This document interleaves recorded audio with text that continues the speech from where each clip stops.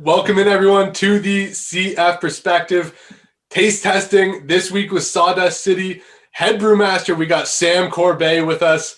Connor and Wade here filling in for Marsh this week. We are going to be taste testing the Gnarnia Lil IPA. So we're going to go ahead and start cracking them open. Connor's already started. All right, let's rock and roll. Sam's got the nice sawdust glass. I'll wait for him to pour. Mine was easily the weakest crack. I don't even think mine got heard. Hey, you always got to have the proper glassware. It's one of the upsides of working at a brewery. So instead of me rambling on about it, why don't you tell us a little bit about the beer itself? Well, Gnarnia is actually a trail run by the guys at Morca here, which is a mountain biking club in Muskoka, and they have a set of trails, a couple sets of trails, and one of their double diamond trails is called Gnarnia, and it's a super badass trail. It destroyed me, and both in winter and summer, but I'm not an experienced bicyclist by any stretch of the imagination. But these guys have been great, and we wanted to help support them and get some money into them to help maintain and develop the trails. So the first couple of years we did this beer, it was a portion of the proceeds went to that, and now we support them with whenever they're going out to clean the trails or whatever. We hand them some beers, and then we wanted to get the name out there and support a local group of guys that and girls that rock these trails and make Muskoka an even better place to come and visit. Yeah, and you talk about the setting of Muskoka, and you guys are out in Gravenhurst area. Very nice cottage country, but you mentioned the snow there too. Gnarnia, for me, when I hear Gnarnia, my first thought is skiing, like go and shed some gnar. So is there skiing on those trails as well in the wintertime, like Nordic or Alpine at all? Yeah, there's some. It's Nordic skiing, and then they have snowshoeing as well. When I did those, it's fat tire biking when you do it in the winter, and I made it about halfway, and then I also walked the trail. So there's also that. It's significantly harder than I imagined, but at the end of it, we had some beers and it was fantastic. And that's sort of what we wanted to have, a beer that was, they wanted the hops. These guys are big IPA fans, but they didn't want the big alcohol hit, so we dropped the ABV down to 5.5 to give them something they could crush after hitting the trails or going for a hike or snowshoeing, whatever is the outdoor activity you want. This is supposed to be, find your Gnarnia and enjoy. So how were you able to actually do that? I mean, it still has the big flavor of an IPA. I'm an IPA fan myself, and it's a 5.5 IPA. You don't see that too often. So how are you guys able to execute like the big flavor of an IPA with a lower ABV? So what we do is we just, we ramp up the body with a lot of wheat and oats to bring that soft body, but we don't add a lot of sugar, and then we crank up the mash temperature, which means it leaves a little bit of sweetness. And that's where you get the juiciness from. And then there's no bittering hops. It's all just aroma and dry hop. And we use Citra and Idaho 7 predominantly, which are very juice forward, a little bit of dank, but you get that big wallop of citrus. And we just keep it late, and that's how you get that lovely juicy aroma, super crushable flavor without having to deal with bitterness or any of the high ABV. And we've been doing the session IPAs for a while, and as the hazers become more popular, we sort of leaned into what we knew about session IPAs and smashed it together with what we knew about hazers and came up with Gnarnia, and we're super happy with it. It's a great after anything beer. Right now it's after work, and I'm very happy to have one. I was gonna say I just got out of class, so it's a nice after school beer for me. Yeah, I'm off work too, so I'm same boat as you, Sam. So let's talk about the can for a little bit. Obviously, you've mentioned the biking aspect of this. If you check it over to where you have the rundown of the beer content and stuff, you see the little bicycle, you see the woodland trails, but then on the backside, you also have the cool little touch from Gnarnia, like the lamppost. Do you want to talk to us a bit about the creation of the beer can and the design of it?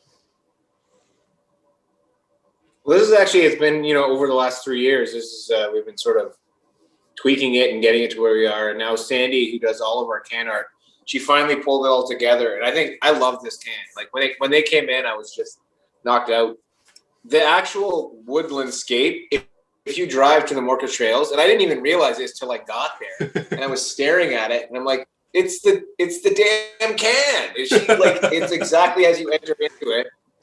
And then the lamppost was like, when we first did it, we had a foot in both camps, sort of like the literary reference along with, the outdoor biking reference. And, we like to keep it open to everybody's interpretation because, beer can be whoever they want. So we like the idea of both. The only thing we did make a mistake on, and I'm happy to admit it, is the Lil. We thought there's an actual correct way to write Lil. It's L apostrophe IL or LI apostrophe L. But this is the way little Yachty does it. So we figure that's cool. If he can do it, then we're all good to do it this way. You can either be grammatically correct or you can be hip and cool. I think you guys are going hip and cool regardless of your grammatical choices, so it works out. Yeah. And then the color, I love the color of the can too. When I see it on the shelf, I'm just super happy with it. And Sandy's been knocking it out of the park with all of our labels. So she's bringing it all together. Like it used to be, our labels were very word heavy and very busy. So she kind of, simplified them and made it a little bit more about the artwork and made them less busy and a little bit more just eye-catching. It's funny. The first time we cracked these open, we were on air, and the can's green, right? We're using green screens behind us, and we were holding them up, and we're like, "What's going on?" Like the can, we didn't realize the green screen and the can weren't working together, so we had to flip them around. But so it was pretty funny there. Sorry. The floating can. It was just so that was pretty good. But we are a football podcast. Big part of football, when we can have football, tailgating. We want to know what your recommendations are in the Sawdust City roster, your most tailgate worthy beers. So for tailgating, I think what you want to do, because you're in for a bit of a long haul, right? You got to play the marathon game on this. You can't go short and fast. You got to go steady. So you want to keep the low ABV. I think your best bet would be to start with something like our Lumberbrow Light Lager, which is only 4.2%, super crushable, very light. And maybe right before you go into the game, if that's your intention, maybe you want to stay outside and enjoy the game from outside the whole time. Then you can sort of play it by ear. But if you're just about to go in, and then I'd say I'd hit something a little bit heavier, like maybe go up to the Lone Pine or Everyday Magic just before you go in, because that might carry you into the first quarter before you need to buy something for a little bit more expensive. You got to play the game. It's strategic, but you don't want to go heavy too hard, or you're not going to be able to make it to the third quarter before they cut you off. So you got to be. It's very important that you play it smart. I was going to say packing 6 binaries in the cooler might be a bold choice. And as we kind of look through the roster of beers, I mean, we got my parents put in a huge order. We got all different kinds. The ones that you sent us to start though, the Gnarnia and the Lil Norway, right away when I have those 2 first drinks, I kind of went, holy hell! Like Connor and I had, when we initially announced the partnership, we went and we got some and tried some ones that we hadn't gotten before. But when you sent us these ones, we were just blown away at the flavor that you encapsulate in each one. Like it's so amazing to have such a rich beer. Well, thank you very much. I mean, it's what we want. We want it to be exactly that. We try to bring as much excitement to it and make people enjoy it and leap out, because that's, there's a lot of great beer out there. So you got to stay on your toes, and it's a pretty tough crowd, and we love Ontario craft beer. We want to be recognized as someone that stands out from the crowd, and it's a tough crowd to stand out from. As you guys differentiate yourselves with the cans though, that have such, I want to say they pop so much on the shelf, and the wording on each beer, it's not just like we're gonna have the Steam Whistle Pilsner, we're gonna have the Steam Whistle Light Pilsner, whatever they tried in the blue cans a couple of years ago. You guys have such diverse names. Is it always something that like you guys have like a full creative breakdown to come up with, or is it just something that pops in your head? oh, electric storm, throw it on the can. Let's see how it looks. It's a lot of it's like one beer might lead to a couple of ideas, but a lot of it is just it used to be very methodical a little bit more, but a lot of it's just my whatever's in my head, and then I make sure it's kosher with the rest of it. Like at the beginning, we didn't want to say too much Muskoka because we didn't want to step on toes.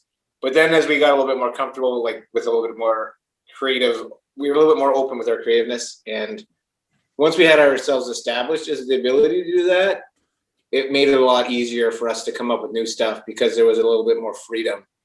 And, you know, there's some great breweries out there with lots of wonderful can art. Like you can't help but look at Collective Arts as sort of like the high watermark of what, you know, labels can be. And when they, you know, you're trying to stay on point with those type of guys like that, like you're not going to be able to get to there. You don't want to be exactly like somebody. You want to be your own self. So you have to find your own sort of niche and identity. And I really think Sandy's done a great job of finding that. And we've sort of grown into it. And she's been working for us for a while, and she understands what we're about. And I think that the two coming together is really the new can art's fantastic. And I can't help but praise her enough for that.